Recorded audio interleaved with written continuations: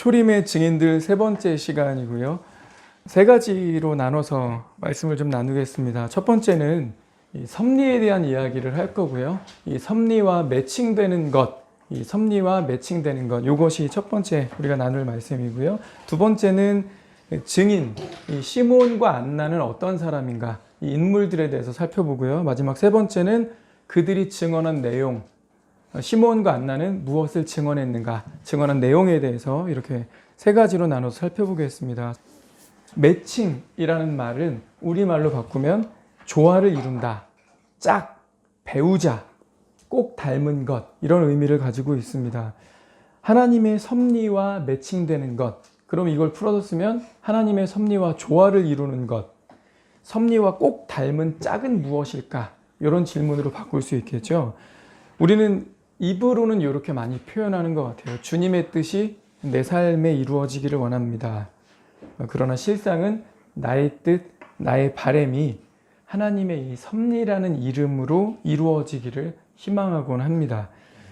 교회를 다닌 지 오래될수록 그래서 대인관계가 교회 사람들하고 이렇게 깊어지고 교회 사람들을 넓게 알아갈수록 직장이나 결혼과 같은 중대한 결정에는 하나님이 섭리하셨다, 하나님이 개입하셨다, 하나님이 내 삶을 인도하셨다라고 간증하고 싶어하는 것 같습니다. 혹시 여러분도 그렇습니까? 그래서 하나님의 인도하심, 하나님의 도우심을 구하면서 주변인들에게 요즘 구직 때문에 고민하고 있어, 이직 때문에 고민하고 있어, 기도 좀 해줘. 나 지금 결혼 준비를 하면서 많이 고민이 돼, 날 위해서 기도해줘.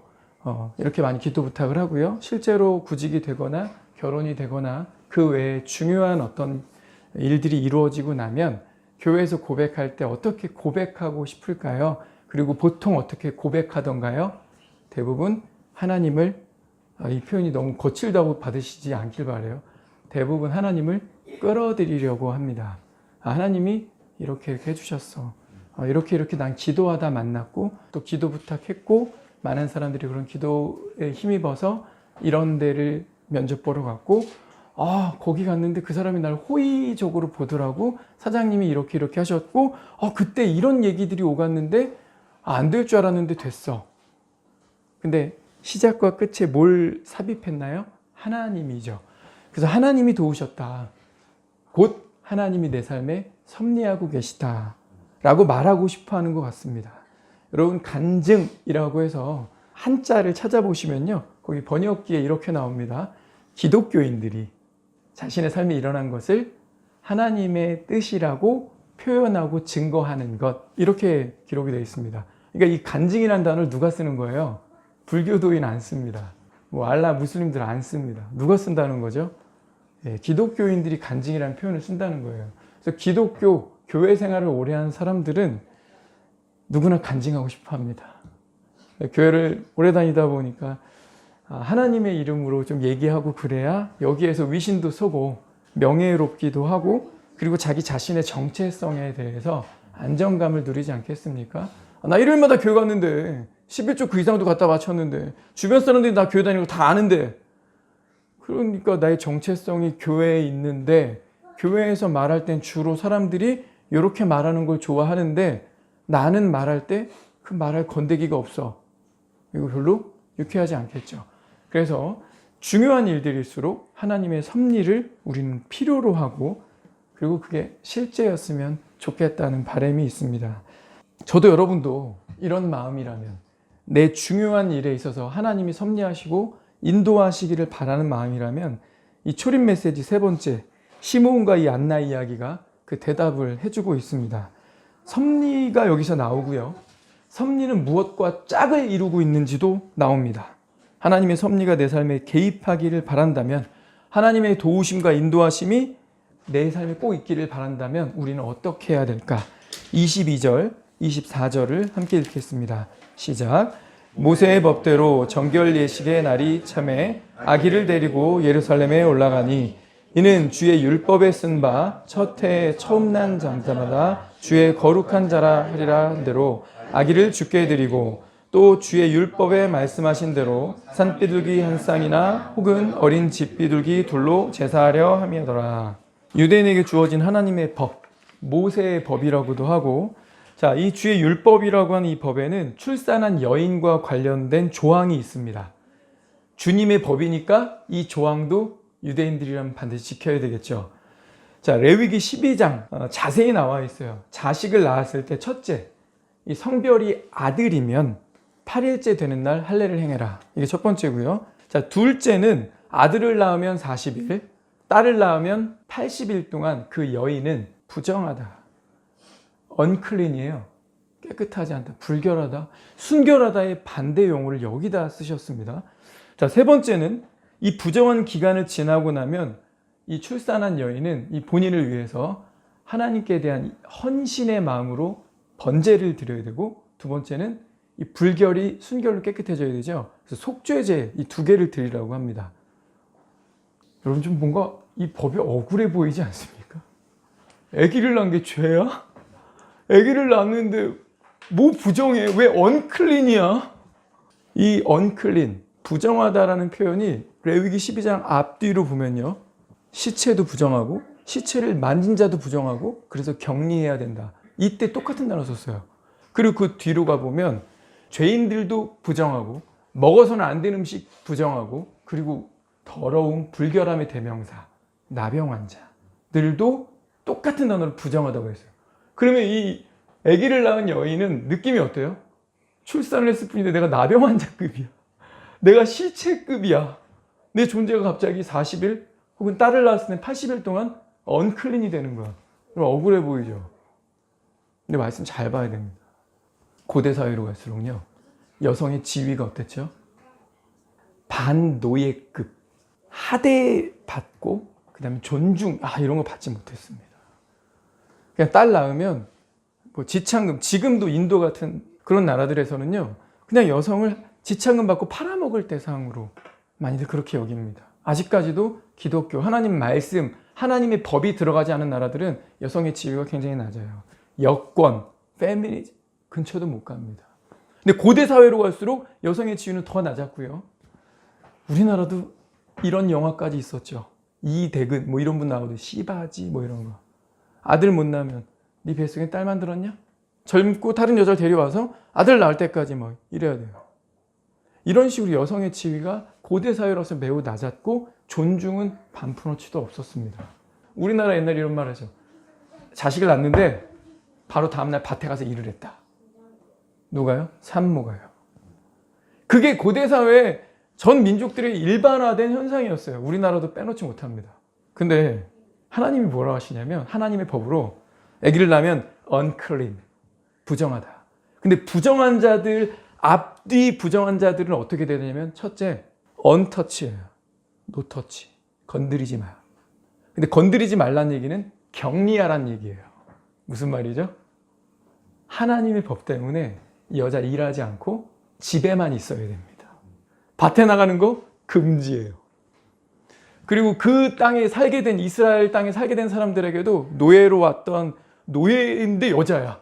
그럼 지위가 진짜 미치겠죠. 근데 이렇게 말해요. 야, 로마에 가면 로마법 따르라 그랬지? 너 지금 유대 땅에 살고 있으니까. 근데 이 유대 땅에는 여자가 아기 낳으면, 아들이면 40일, 딸 낳으면 80일 불결한 거야. 너 부정한 거야. 너 나가면 안 돼. 노예 너 집에만 있어.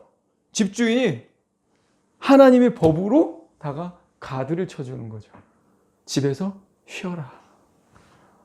밖에서 나오지 마라. 집주인이 볼 때 이 부정한 게 어디 돌아다녀. 이러니까 이 남편이 처음으로 이 40일 동안 밥도 떠다 줘. 평생 처음 경험해보는 은혜죠. 근데 이 은혜가 누구로부터 온 거예요? 절대자 하나님으로부터 온 거예요. 그 하나님이 법으로 명시하셔서, 나병 환자 니들이 그렇게 불결하다고 안 만지지, 격리하지, 절대 근처도 못 오게 하지, 돌로 막 던져 죽이려고 하지, 그 부정이 출산한 여인에게 그대로 적용된다. 어떻게 해야 돼? 만지지 말아야 되지? 건드리지 마. 어떻게 해야 돼? 격리시켜야 되지? 일시키지 마. 알았어? 근데 여기에 하나님이 얼마나 여인들을 존중하시고 하나님의 법이 얼마나 이 사람을 존중하는지가 또 나오는 게, 아들 낳으면 40일, 딸 낳으면 80일이에요. 그 사회나 지금이나 아들이 중요한데, 우리 씨바지 한다 그랬지, 아들 낳을 때까지? 그런데 하나님의 법이 뭐라고 하고 있어요? 우리가 취업을 했는데, 취업을 하려고 하는데 조건 완벽히 똑같은데 이 회사 A는 연차가 40일이야. 근데 여기는 80일이야.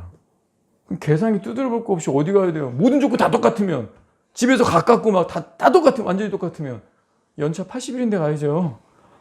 아니 아무도 존중해주지 않고 딸 낳았다고 아유 또 딸이나 낳고, 주변 사람들이나 가족조차도 이렇게 말하는데 실제 여성의 복지에는 딸 낳은 게 낫지. 80일 동안 남편이 밥을 떠다 주잖아요. 집에만 있을 수 있잖아요. 그러면 유대인이 유대인의 법을 해석할 때 짱구를 잘 굴려야 돼. 가만히 생각해 보니까 딸 낳는 게 여자한테 혜택이네. 여러분 유대인 똑똑하죠? 이 생각 할까요 안 할까요? 합니다. 근데 끝까지 고지시켜가지고 그래도 아들 이러면 그러지 마세요. 고대 사회로부터 딸이 얼마나 대단한 거예요. 누구만 그렇다고요? 하나님 나라만 해당되는 법입니다. 그러니 우리가 여성의 권한, 여성이 존중받음 얘기를 하려면 페미니즘 철학을 받아들일 필요가 없고요. 거기로 가면 안 됩니다. 우리가 민주당, 정의당을 지지하면서 그들이 여자 표를 좀 얻어보려고 포퓰리즘하는 그런 거, 거기로 가서 머리 디밀 필요도 없어요. 우리 뭐 붙들면 돼요? 말씀 붙들면 돼요. 하나님의 법, 하나님 나라에만 여성을 존중하고 여성을 세워주고 여성을 보호하도록 하나님이 지시하고 계시다는 겁니다. 우리 하나님 좋으신 분이죠. 구약율법 폐기됐다? 누가 그런 말 함부로 합니까? 하나님의 법을 연구하다 보면 이게 진정한 존중이구나. 이게 진짜 행복으로 가는 길이구나. 이게 바로 이 가정이 안정되고 탄탄해지는 길이구나. 하나님의 법은 흠이 없습니다. 자, 그런데 이 율법대로 예수 그리스도의 육신의 부모였던 요셉과 마리아가 그대로 순종했다는 겁니다. 여기 보면 22절, 23절, 24절 다 모세의 법대로 주의 율법에 쓴 바 주의 율법에 말씀하신 대로 3번이나 언급됐죠. 여러분 여기서 주의 율법이든 모세의 법대로든 하나는 지워도 상관없습니다. 심지어 2개를 지워도 됩니다. 이 3개가 다 동의어기 때문에 한 번만 쓰고 그냥 쭉 내용 이어가도요. 읽는데 아무 문제가 없어요. 내용 이해하는데 문제가 전혀 없습니다. 근데 주님이 절마다 이는 주의 율법에 쓴 바, 또 주의 율법에 말씀하신 대로, 왜 자꾸 율법, 법 얘기를 하실까요? 이게 키워드란 얘기예요. 이게 포인트라는 겁니다. 하나님의 말씀대로를 강조하고 계신 거예요. 이 뒤를 가보면요. 오늘 2번째 증인인 안나의 이야기를 할 때도요. 안나에 대한 이야기를 쭉 하다가 39절 만무지막에 또 이런 표현 나오죠. 주의 율법에 따라 말씀대로 주님이 주신 그 법대로 모든 일을 마치고 돌아갔다. 자, 시작부터 끝까지 주의 율법, 하나님의 법, 이 말씀에 순종했다, 말씀대로 행했다는 얘기가 주구장창 나오고 있습니다. 시작과 끝 무려 4번이나. 한 번만 써도 무리 없는데 여기에 뭔가 단서가 있겠죠. 말씀대로 이렇게 쭉 했더니 무슨 일이 생겼냐면 이 말씀대로 따라갔을 때 여기서 이제 섭리가 보여집니다. 27절. 이 성령의 감동으로 성전에 들어가매 마침, 밑줄 그어야죠. 마침 부모가 율법의 관례대로 행하고자 해요. 여기도 마침 이것과 뭐가 매칭이 되고 있어요? 율법의 관례대로 행하고자 했다. 이게 매칭이 됐죠. 주의 부모가 율법의 관례대로 행했기 때문에 시므온이 만날 수 있었다. 그래서 증언할 수 있었다. 이렇게 말씀이 진행되고 있는 겁니다. 안나도 마찬가지예요. 안나도 37절에 보면 이 여자가 이렇게 살아왔는데 38절 시작할 때 마침 이때에 나와서 이러죠. 그러니까 그 타이밍에 딱 나온 거야. 여러분 타이밍 정말 중요하죠. 이 타이밍 딱 놓치면 아무것도 안 되거나 될 일도 안 되는 경우 많이 있습니다. 근데 이 표현 보고 있으면 우리 구약성경에 이빨 딱 맞는 거 하나 있습니다. 에스더서예요. 에스더서 보면 하나님의 섭리일 수밖에 없다라고 느껴지는 게 그날 밤에 이 아하수에로 왕이 잠이 오지 아니하여. 자, 여기까지만 읽고 그럼 생각합시다. 이 역대의 왕들, 하나님 없고 최고의 권세를 누리고 있는 왕들, 잠이 안 오면 뭐 하죠? 여러분의 왕인데 잠 안 오면 뭐 하시겠어요? 그리고 우리 역사들 보면 왕들이 잠 안 올 때 주로 뭐 하죠? 술 마시죠. 술을 마셔야 잠이 오는 거 아닙니까? 그러니까 음탕한 데로 가는 거야. 술, 여자, 뭐 이런 쪽으로 해가지고 그러다가 잠들고 스르륵. 이게 왕들이죠. 이게 일반적인 역사예요. 근데 이날은 특이해. 이날 잠이 안 오는데 뭐라고 기록되냐면 이날 왕이 잠이 오지 아니하여 역대일지를 가져다 읽으라 이렇게 시켜요. 그거 읽으면 잠이 올까요? 이게 희한해. 그리고 그날따라 그걸 가져다가 읽다 보니까 하필 대목이 어디냐면 한참 전에 자기가 이제 암살당할 뻔했는데 나를 암살하려고 했던 이 두 명을 다른 사람이 미리 알려준 거야. 그때 다행히 이걸 미리 알아서 얘가 알려줬으니까 모르드게, 에스더 삼촌이죠. 모르드게가 알려줘서 다행히 얘네 두 놈의 암살을 막을 수 있었죠.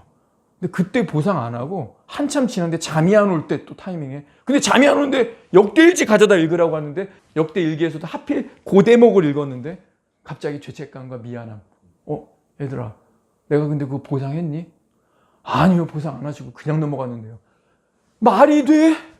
왕의 생명을 살렸는데 야, 나 어떻게 해야 되지? 근데 거기에 뭐라고 되냐면 마침 하만이 바로 앞에 있었어요. 마침 하만이 왕을 만나러 문 앞에 와 있는지라.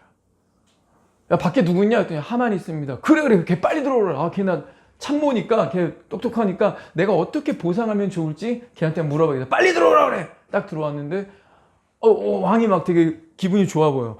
야 내가 지금 막 상을 주고 싶은 사람이 생겼는데 야 어떻게 하면 좋을까? 그랬더니 막 하만이 마침 떠오르는 말이 이렇게 하시면 좋겠습니다. 그래서 자기일 줄 알고 그러니까 흥분해가 이렇게도 주시고 저렇게도 주시고 이렇게도 주시고 막 얘기를 하죠.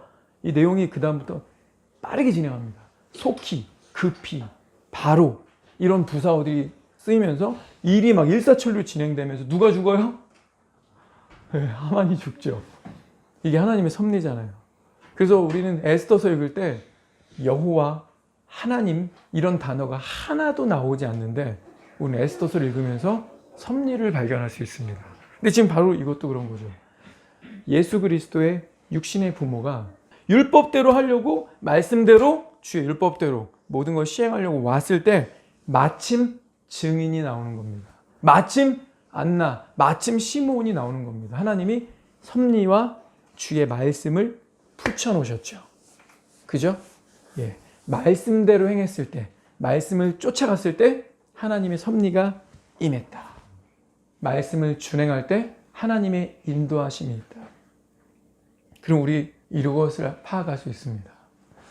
하나님의 섭리와 매칭되는 것은 무엇인가? 뭐라고 말하면 되죠? 섭리와 말씀입니다.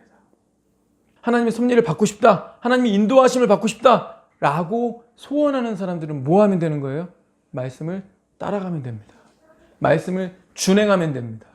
말씀대로 그냥 도전해보고 시행해보고 근데 말씀은 이게 꼭 삽입돼야 돼요. 인내로 결실하는 자니라. 말씀 듣고 오늘 한번 해볼까? 역시 작심 삼일이네. 끝. 왜 나한테는 이래? 교회를 몇 년 다녔는데도 왜 나한테 되는 게 없어? 왜 나는 하나님의 임재가 안 느껴져? 진짜 솔직히 간증할 게 하나도 없어. 1년이 끝나도 연말이 돼도 한 해를 돌아봤는데 하나님이 이렇다 하셨다라는 게 나한테 왜 없지? 그런 분들은 이 말씀 붙으셔야 되는 거예요.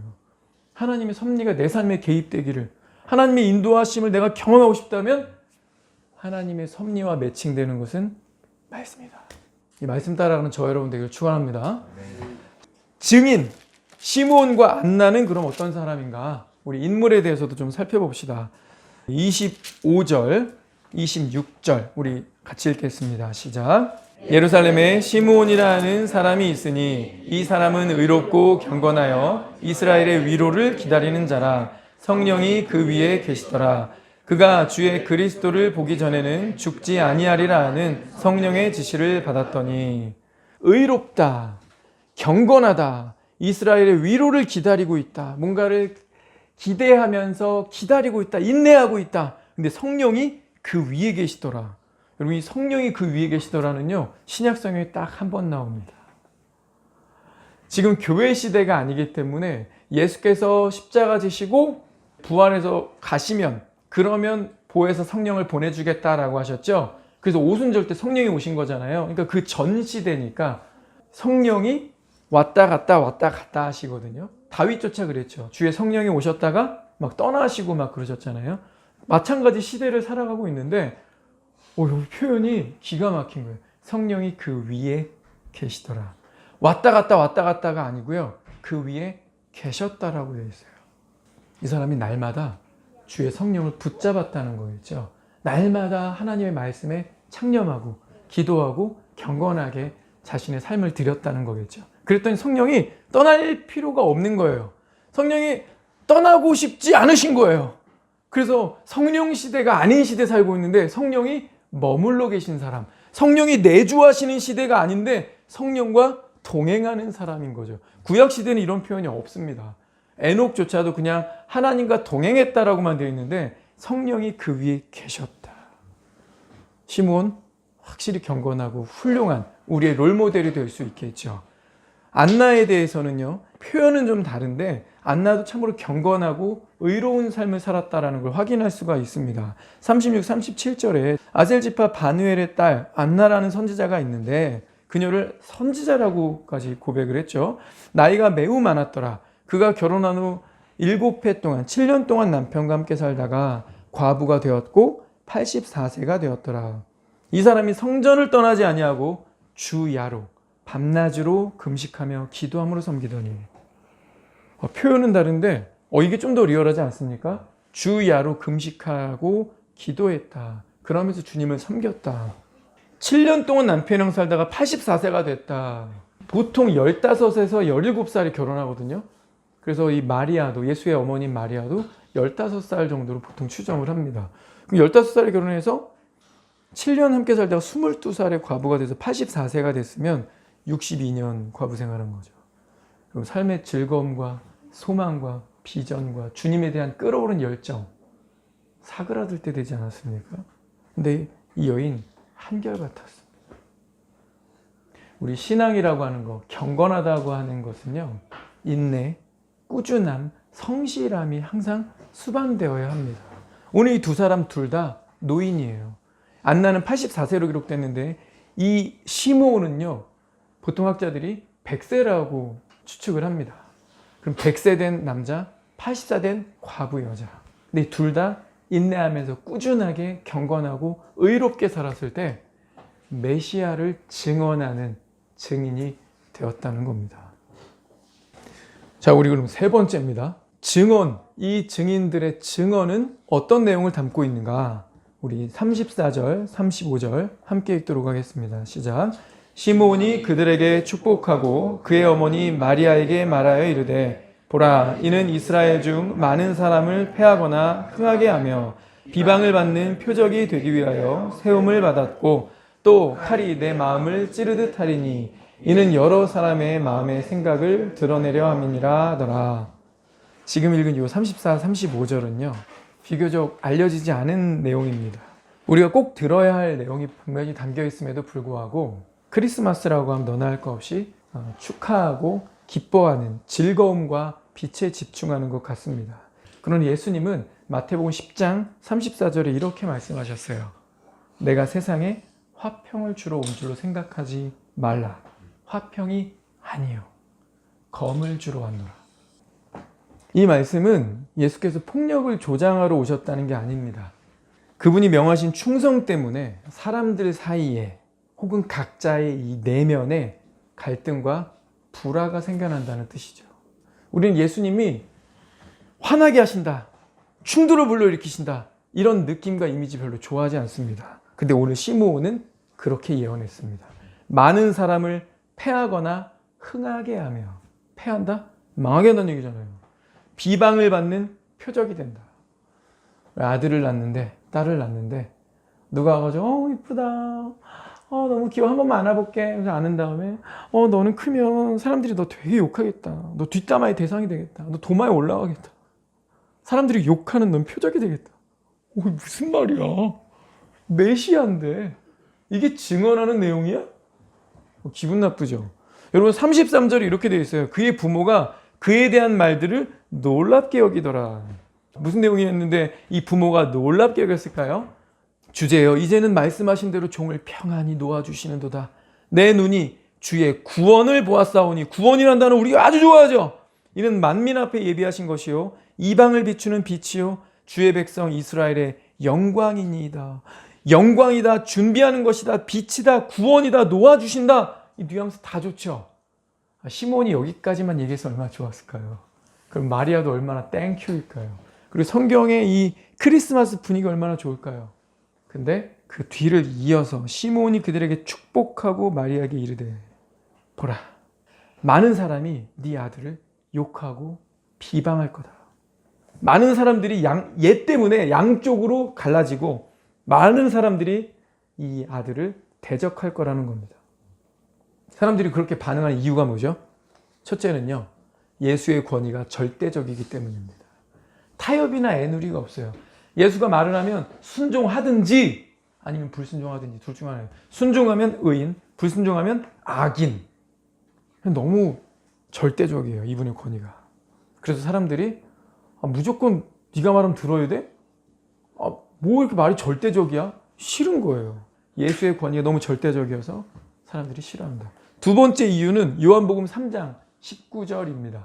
우리가 16절은 아주 유명하죠. 하나님이 세상을 이처럼 사랑하사 독생자를 주셨다. 이는 그를 믿는 자마다 멸망하지 않고 영생. 와, 우리 이거 원하죠. 영생을 얻게 하려 하심이라. 근데 쭉 얘기를 하시다가 3장 17절에 예수가 이 땅에 오신 이유, 하나님이 아들을 보내주신 이유는 세상을 심판하려는 목적이 아니고 예수로 말미암아 세상의 구원을 받게 하려는 것이다. 여기까지 너무 좋아요. 너무 좋은데 19, 20, 21절은 고발하는 내용 나옵니다. 그 정죄는 이것이니 곧 빛이 세상에 왔으되 사람들이 자기 행위가 악함으로 빛보다 어둠을 더 사랑한 것이니라. 악을 자마다 빛을 미워하여 빛으로 오지 아니하니 이는 그 행위가 드러날까 함이요. 진리를 따르는 자는 빛으로 오나니 이는 그 행위가 하나님 안에서 행한 것임을 나타내려 함이라 하시니라. 자기 행위가 선함으로 해요? 악함으로 해요? 예, 악함으로 해요. 여기 이 사람들 안에 저 여러분 포함됩니까? 내가 내 행위가 악하니까 빛보다, 예수보다 사탄, 어둠을 더 사랑했다. 악을 행하니까 빛을 자연스럽게 미워하게 돼 있죠. 내가 죄 지었어요. 신호 위반했어요. 경찰이 있길 바래요? 없길 바래요? 없길 바랍니다.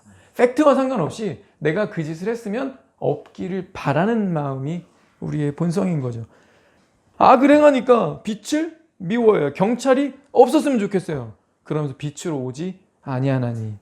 이유까지 말하네요. 그게 드러날까 봐. 우리의 이 자존심, 우리의 기분이 나쁘다는 겁니다. 근데 21절, 진리를 따르는 자는 빛으로 오나니. 이거 우리한테 불가능하죠. 우린 본성 자체가 타락한 존재입니다. 선악과를 먹었어요. 뿌리가 썩었습니다. 근데 이거 가능할까요? 예, 가능하죠. 예수 그리스도에 대한 믿음으로 가능합니다. 은혜로 가능합니다.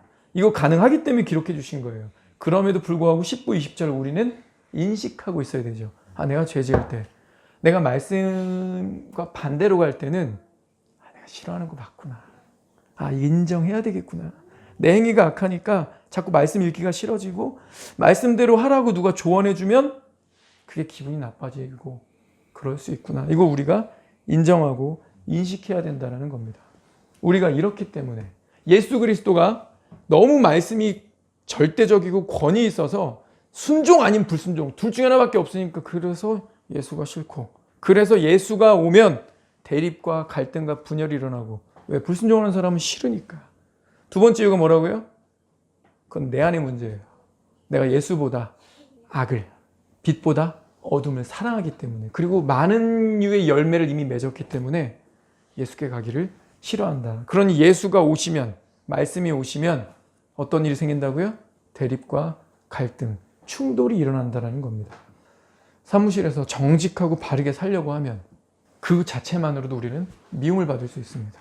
옛날에 투캅스라는 경찰 관련한 영화가 있었어요. 이게 코믹 액션물인데, 이 경찰서에서 막 과장 혹은 형사 중에서도 좀 높은 직급 가진 사람들이 술집이나 딴따라 밤에 하시는 영업장에 종종 나타나시면 별일 없어?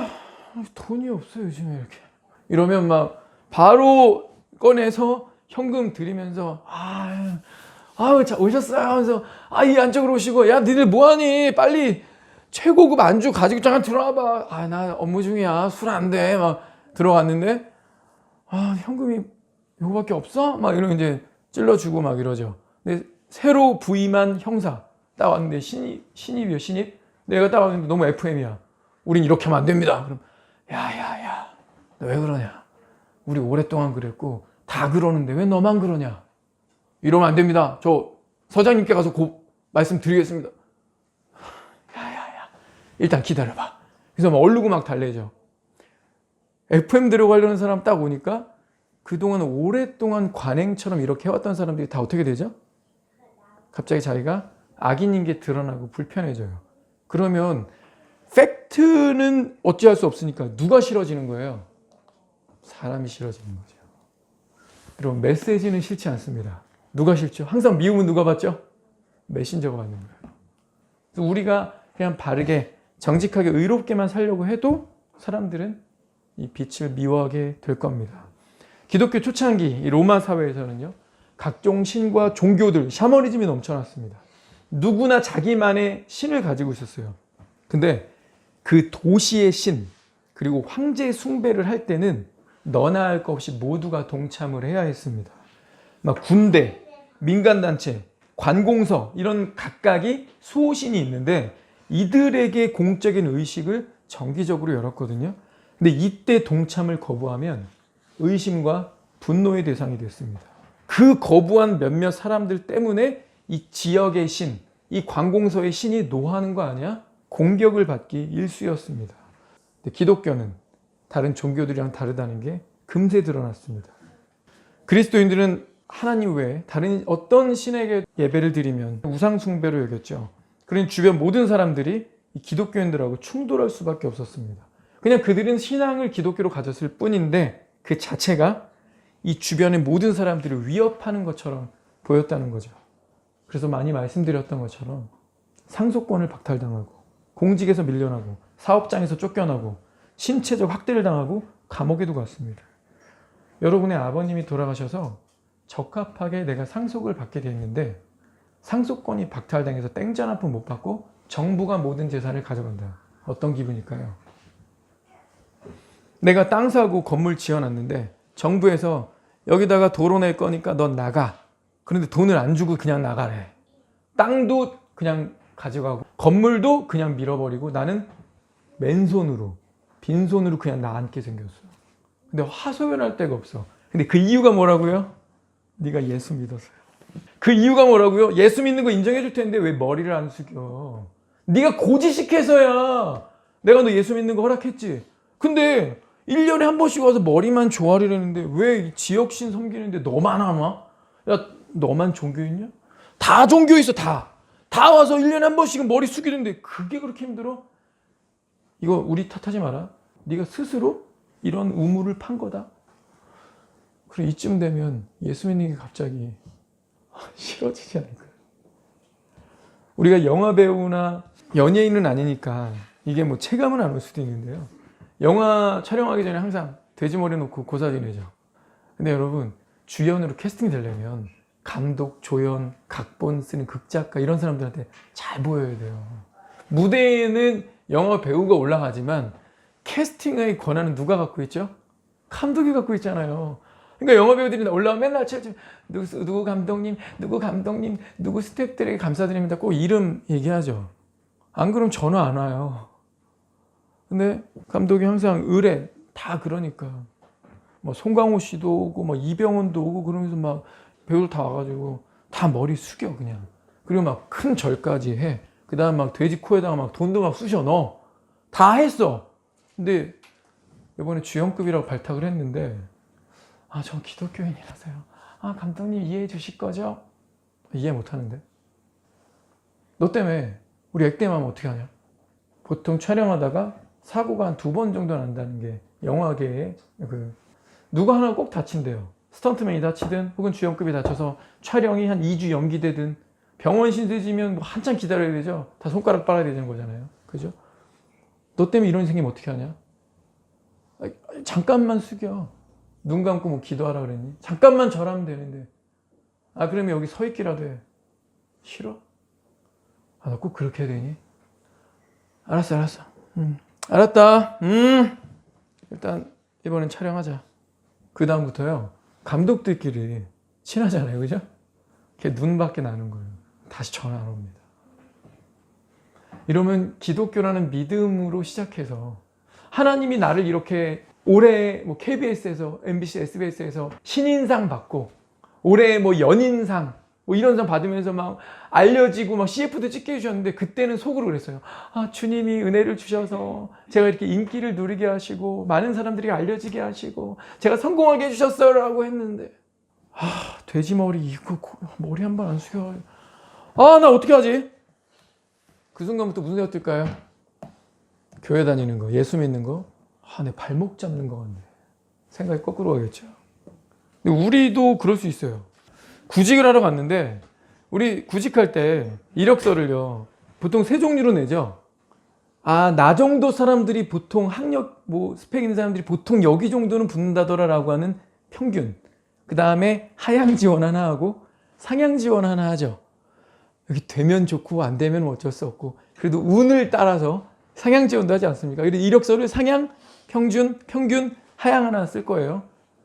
근데 상향을 면접 보러 갈 때는 최대한 성의 있게 가지 않을까요? 혹시 될지 모르니까.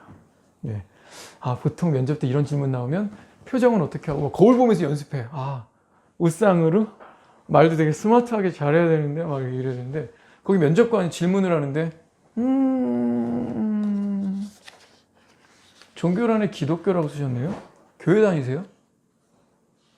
네, 교회 다닙니다. 술 안 드시겠네?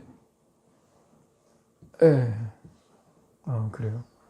내가 교회 다니는 사람 몇 번 체험해보니까 교회 다니는 사람들이 회식을 잘 안 하더라고. 몸 안 좋다고 빠지고 오면 끝에 앉아가지고 막 분위기 깨고 심지어 사장님까지 나오셔가지고 그냥 잔만 들라고 하는데도 안 되겠다 그러더니 교회 다니는 사람이 좀 그런 것 같아.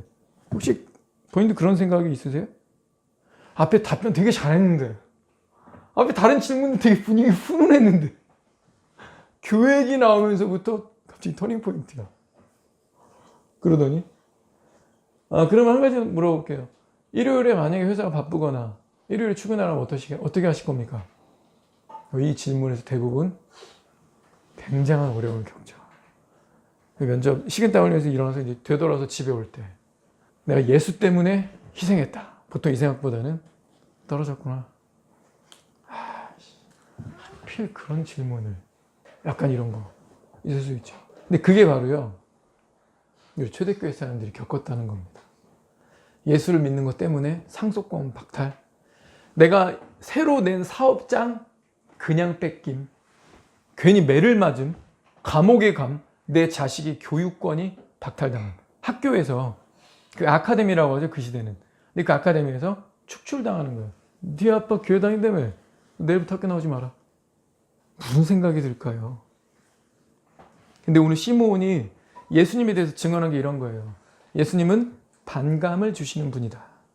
누구든지 그분과 동행하는 사람도 반감을 주는 존재로 비춰지게 마련이다.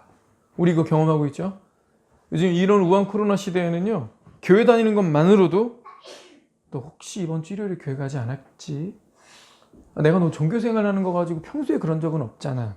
근데 지금까지 그럴 필요는 없는 거지. 꼭 남에게 피해를 주면서까지 종교활동 해야 되니? 너 진짜 독종이다. 이럴 수 있죠. 지금 우리가 이 초대교회랑 비슷한 것들을 경험하고 있는 겁니다. 주변에 이분들이 내 고객인데 설마 선생님 설마 너 교회 가는 거 아니지? 예수께서 우리 삶에 들어오시면 화평케 하는 자가 되지만 동시에 불화도 뒤따른다. 예수님을 따를 때 화평한 일도 생기지만 가슴 아픈 대립도 있게 된다. 시편 120편 7절에 이렇게 기록했습니다. 나는 화평을 원할지라도 내가 말할 때 그들은 싸우는도다. 나는 화평을 원하는데 내가 말만 하면 그들은 내게 싸움을 걸어온다. 예수님을 사랑하고 삶에 모시면 이 마리아가 들었던 말처럼 칼이 내 마음을 찌를 것이다. 내면에 갈등이 생기고 혼란과 심한 고통이 따를 것이다. 그분과 싸울 수도 있고요. 내 자신과 싸울 수도 있습니다. 그리스도를 모시면 전혀 새로운 차원의 전투가 촉발된다는 거죠. 우리 19세기에 J.C. 라일이라는 주교는 이렇게 말했습니다. 수많은 자칭 기독교인들이 일요일마다 교회와 예배당에 나간다. 그들의 이름은 세례자 명부에 올라있다. 그들은 사는 동안 기독교인으로 간주되고 기독교식으로 결혼을 하고 죽어서도 기독교인으로 묻힌다. 그러나 그들의 신앙에는 싸움이 전혀 보이지 않는다. 그들은 영적 전투, 수고, 충돌, 자아 부인, 경계, 교전 이런 것을 그야말로 전혀 모른다. 이런 기독교는 성경의 기독교가 아니다. 그것은 주 예수께서 세우시고 그분의 사도들이 전한 신앙이 아니다. 참된 기독교는 싸움이다. 그리스도께서 가져다 주시는 새로운 평화에는 반드시 새로운 싸움이 따릅니다. 두 가지만 언급하고 넘어갑니다.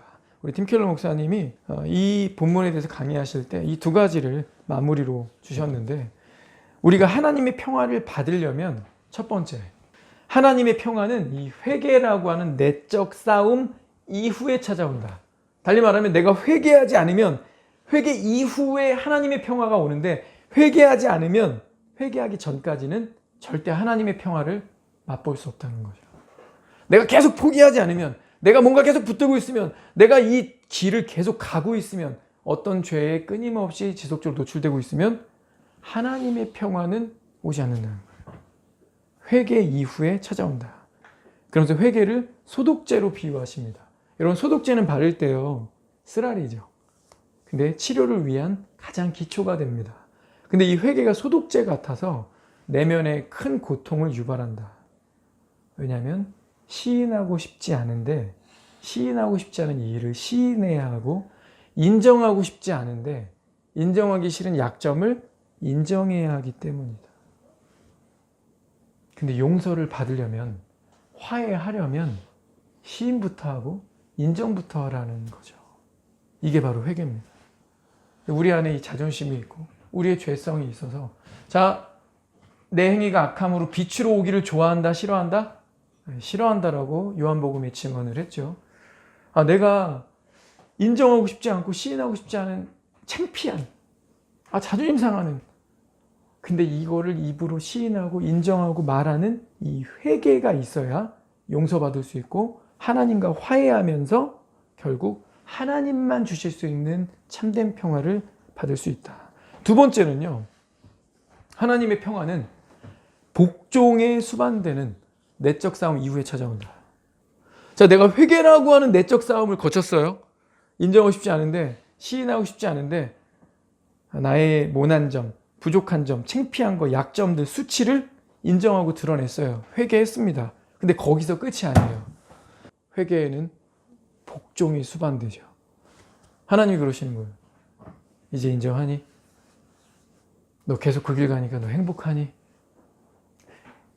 네 방법대로 해보니까 그 방법론이 먹히디? 그게 잘 되니? 아니요.